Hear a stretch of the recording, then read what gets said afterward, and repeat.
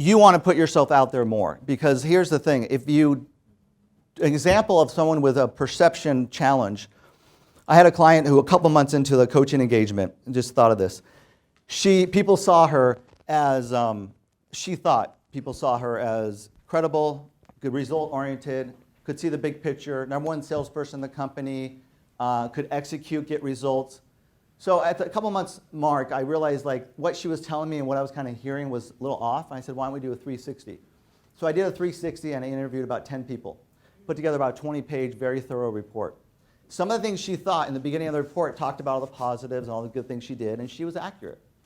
But then the rest of the report and a lot of the report, a common theme got put through, and it said that she is a hard ass, difficult, demanding, intimidating, hard to work with. Now, you might say those are extreme adjectives, but the thing that happened was she had no idea. So when we went over the report, she was in shock, she was hurt, hard time processing it. It took a couple of weeks for her to come around, and when she came around, she's like, I want to change this.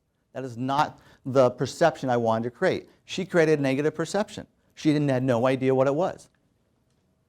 Now, how many of you know someone in the organization who's created maybe a negative perception of themselves and they don't even know? Now, you might sit there and say, well, it wasn't as extreme as that example, but how many of you know someone who doesn't speak up much in meetings? What kind of perception does that create? How many you know someone who talks too much in meetings? What kind of perception does that create? How many people know that the person you're interacting with is too distracted? They're on their phone while you're having a conversation one-on-one. You're like, what's up with that? But they're 2 levels above me. I can't say anything.